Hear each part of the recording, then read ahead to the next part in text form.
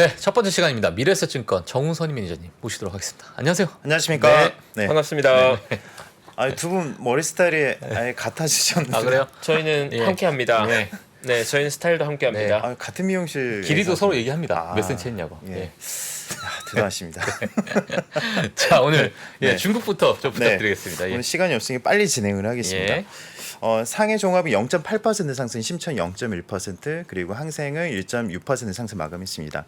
일단 부동산 부실 프로젝트에 대한 지방 정부 금융기관 관련된 구제 지원 움직임 때문에 최근에 한 1, 2주간의 시장에서 부동산 리스크가 좀 컸었잖아요. 시장 상승을 좀 제한시켰었는데 네. 어제 특히 이제 하락을 했었던 전기차와 태양광 중심으로 상승이 좀 나왔습니다. 일단 어제 일간 거래 대금이 8,600억 위안, 1조 위안 이하로 내려왔거든요. 그래서 결국에는 이게 6월 초 기준이고요. 상승 전. 그러니까 중국 시장 본격적인 상승 전 기준으로 거래 대금이 이미 하락을 했었던 부분들이 좀 중요한 포인트고 미국의 FOMC 회의나 2분기 GDP 그리고 애플 시접 발표나 주요 이벤트들이 다 몰려있다 보니 이번 주는 관망 심리가 좀 짙어졌던 것 같습니다. 특히 이제 어제 선전시가 애플 공구사 폭스콘 등 이제 그 7일간 폐쇄루프 경영 지시했다는 내용들이 가장 컸었던 시장 악재였었고 100대 기업 중에 GT나 BYD, 화웨이 같은 기업들이 포함이 되어 있습니다. 폐쇄루프는 공장에 있는 사무실 외부 사람과의 접촉을 제한시키는 요인이기 때문에 이게 기존의 그 상하이 스타일로 가는 거 아니냐. 그래서 이제 어제 우려감들이 좀 있었는데 네. 이게 오늘은 좀 완화가 됐고 그래서 어제 전기차 주식들이 크게 하락했었던 요인이었고 실제로 이제 7월 판매량이 하락하는 와중에 비아디도 만약에 이런 폐쇄 명령에 따른 좀 피해가 있다면 인도 대수가 좀 줄어드는 게 아니냐 이런 우려감들이 있었습니다. 하지만 오늘 큰 폭의 상승이 있었던 거는 그동안 이제 중국 시장을 억눌렀던 상수가 부동산 관련된 프로젝트가 더 컸었다는 걸 어제 반증을 하는 거고요. 이제 가장 중요한 이제 업종이 태양광 업종입니다. 어제 이제 4분기 공급 증가로 폴리시리콘 가격 하락 가능성이 높아졌고 이제 중국 정부가 개입을 하게 되면 이제 폴리시리콘 가격 하락하는 게 아니냐 이런 내용들이 좀 일부 있었거든요.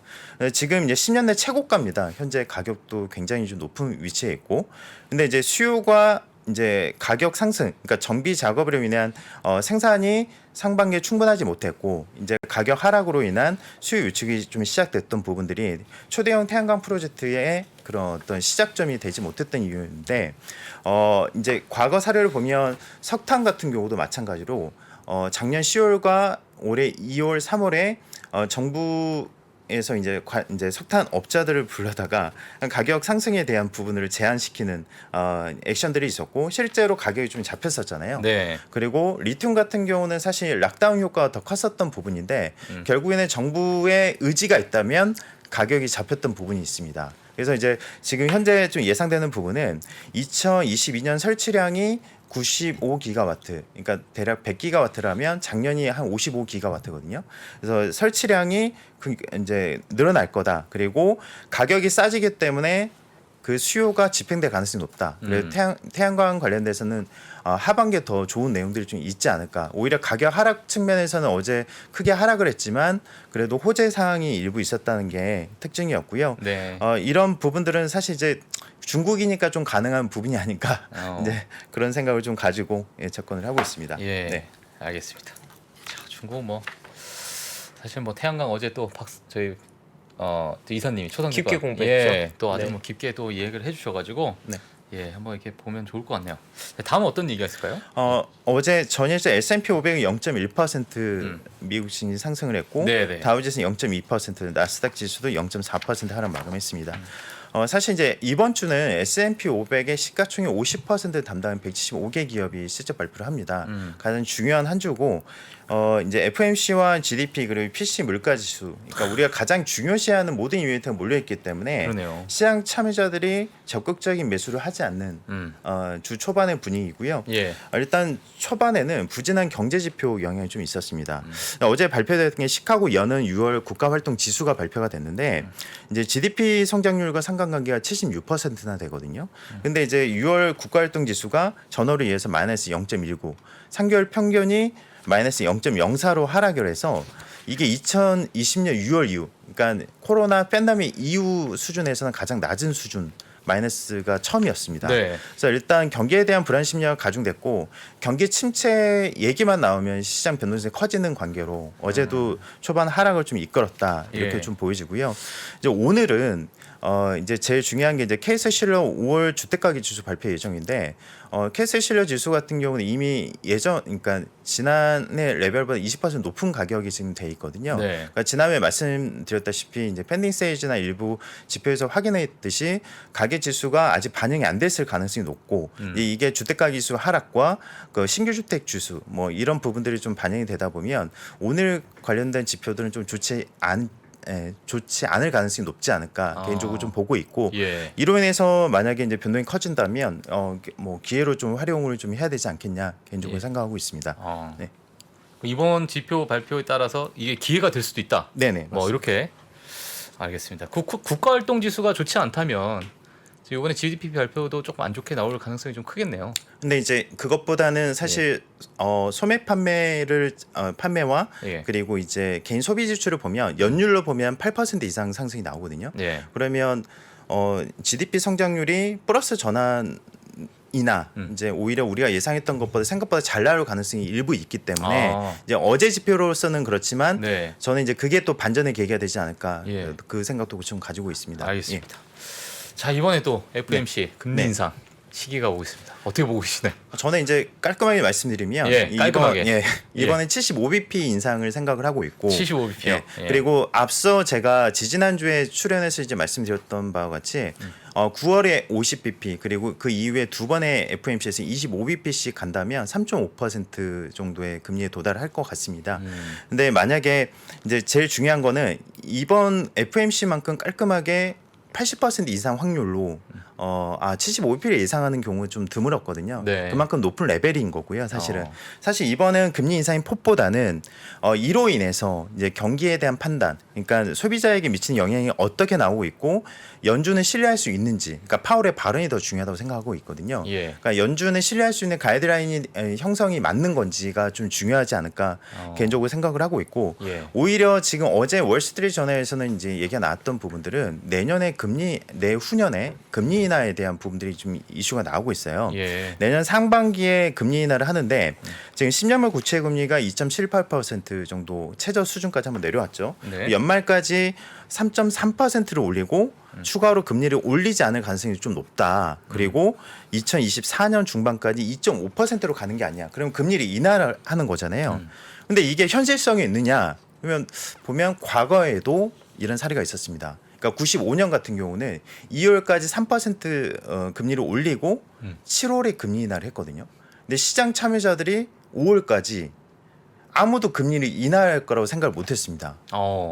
근데 이제 금리 인하를 한 거죠. 예. 그러니까 결국에는 이제 이번도 마찬가지로 수요 위축이라든가 주택 수요 둔화 그리고 소비 위축들이 진행되고 있기 때문에 예. 언제든 만약에 인플레이션이 잡힌다는 시그널이 나온다면 이 부분들도 행해질 수 있다. 그 이제 4월달에 웰스파고에서도 뭐 이런 비슷한 내용들이 일부 있었습니다. 내년엔 금리 인하를 할 거고 올해 3% 이상으로 금리 올릴 거다라고 네. 했었지만 처음에는 아니라고 생각을 했었죠. 네. 결국에는 지금 이런 경로로 시장에서 예의주시하고 있기 때문에 한번 참고하실 필요가 있는 것 같습니다. 혹시 뭐 금리 인하 얘기가 나오게 되면 네. 주가가 그래도 선반영할 수 있기 때문에 네. 뭐 어떻게 봐야 될까요? 저희가? 오히려 과거 사례를 보면 예. 금리 인상이 막바지 단계에서 주가가 오르기 시작했습니다. 저는 이제 막바지 그렇게 보고 단계에서? 있고요. 예. 예. 왜냐하면 더 이상 오를 게 없다고 하면 우리가 물가 자체도 보면 피크아웃에 대한 부분들을 가장 중요시하는 부분은 시장을 이제 먼저 움직이기 때문에 더 이상 올라갈 게 없는 상황이라면 오히려 주가가 먼저 움직일 수가 있거든요. 먼저, 예. 예, 그래서 금리 인하 자체를 볼 건 아니고 만약에 연준이 패드가 입장을 이제 턴을 할 때쯤이면 경기에 대한 부분들이 굉장히 안 좋았을 때 분명히 부양 스테이스로 가는 거거든요. 오히려 금리 인상이 맞바지 단계가 더 타이밍이 좋지 않을까 저는 그렇게 보고 있습니다. 예. 알겠습니다. 그래 결국은 이번 주 다들 보고 있는 게 실적 발표 다들 보고 있는데 기존에 발표됐던 기업들 중에 특징적인 기업들이 몇 개 있었던 것 같아요. 테슬라 얘기 요즘 많이 일어나는데 혹시 테슬라 어떻게 보고 계시는지? 네. 사실 이제 테슬라가 기대와 다르게 금요일과 올해 시장에서 굉장히 좀 부진했습니다. 근데 이제 일단 2분기 실적은 미래에 대한 우려를 불식시킬 수 있다는 투자회사들의 또 전망도 있고요. 최근에 이제 사실 테슬라를 말씀드릴 때 항상 저는 이제 상수를 비트코인을 봤었는데 예. 제일 중요한 거는 이번 분기에 보유하고 있었던 비트코인 75%를 팔았습니다.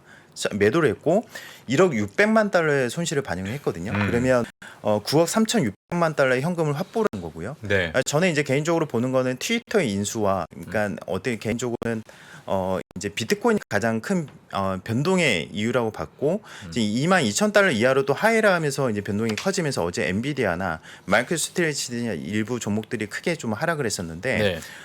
오히려 이 변동을 좀 줄일 수 있는 부분들은 어제 시장에서도 일부 확인이 가능했습니다. 초반에 비트코인 관련주들이 크게 하락을 하는 와중에도 테슬라가 그래도 견조하게 버텼던 부분은 과거와 다르게 이제 비트코인의 변동성에서 좀 자유로워지는 게 아니냐.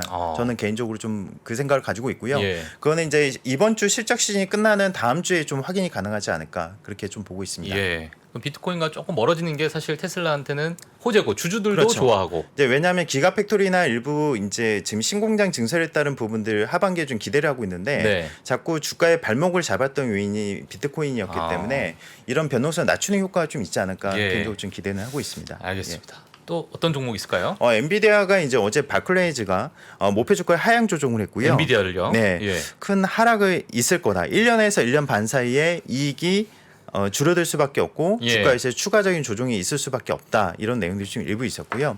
사실 이제 제가 지난번 출연 때 계속 한 2, 3주 동안 계속 강조했던 게 반도체였습니다. 맞아요. 예, 예. 자, 그래서 이제 지난주에도 이제 제가 뭐 반도체 관련돼서는 큰 수익도 났었고요. 네. 그래서 이제 이제 부품 이제 그 장비주들이나 예. 일부 부분들도 호재를 좀 반영을 했는데 예. 이제 오히려 저는 이제 계속 강조해 드리는 게 반도체 지원법 통과가 제일 중요하다. 이렇게 좀 계속 말씀을 좀 드리고 있고 바이든의 이제 어제 이제 척 슈머 민주당 상원 원내대표가 반도체 지원 법안에 대해서 수요일에 표결이 있을 예정이고 이게 통과가 되면 이제 하원으로 넘어가거든요. 근데 이제 일단 그 민주당 60표 이상을 이제 확보를 하게 되면 해당 법안은 곧장 표결에 들어가고 이 부분들이 실제 이제 반영이 될 가능성이 높습니다. 근데 이번 주에 주요 반도체 기업들의 이제 어떻게 보면 대세적인 상승이 추가적인 상승이 있을지 여부는 네.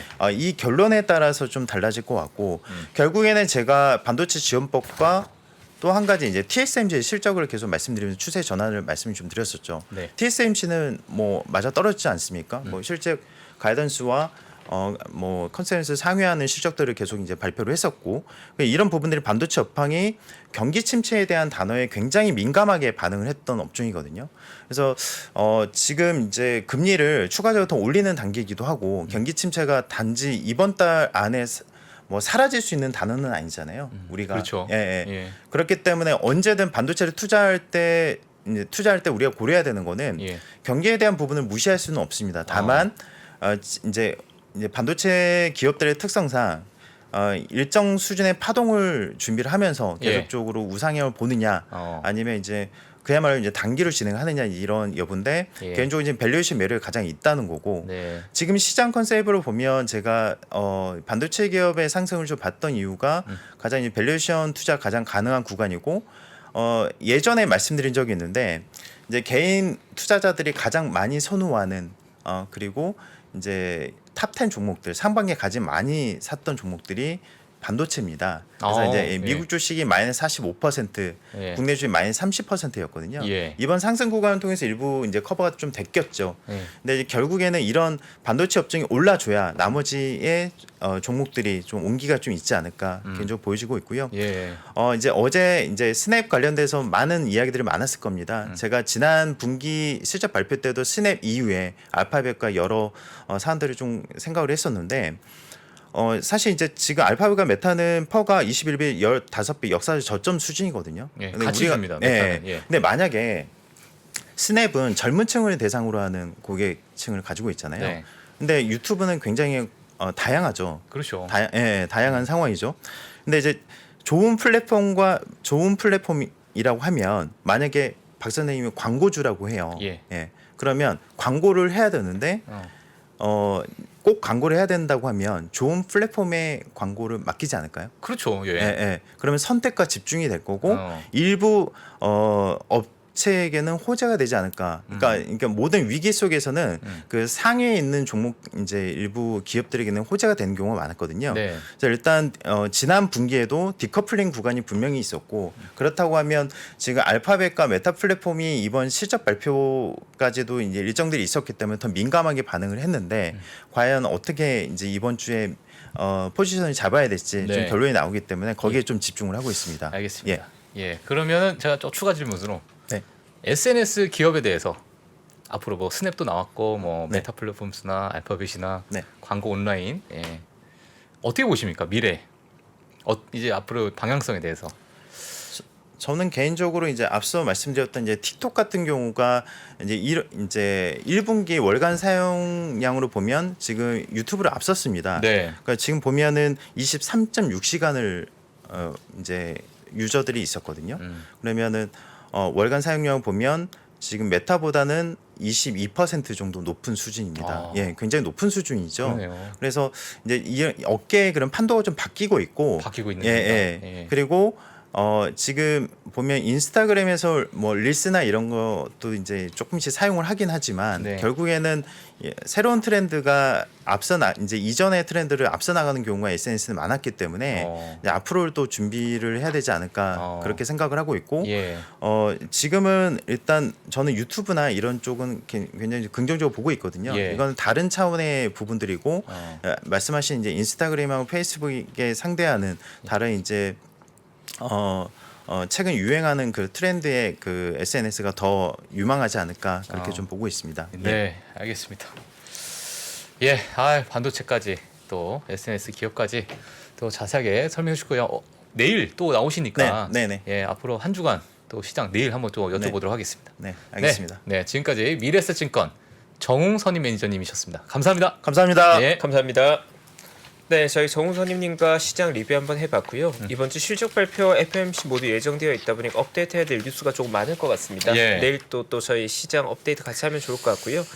잠시 광고 보고 와서 2부에 이남우 교수님 현지에서 기다리고 계십니다. 저희 교수님 연결해서 미국 현지 분위기도 업데이트하겠습니다. 전자신문과 3프로TV가 투자에 대한 고민을 함께 나누는 자리를 마련했습니다. 향후 주식시장이 어떻게 될지 하락장에서 매매하는 방법과 그리고 부동산에 대해서도 함께 이야기해 보겠습니다. 자세한 사항은 3프로TV 영상 하단 유튜브 커뮤니티를 확인해 주세요.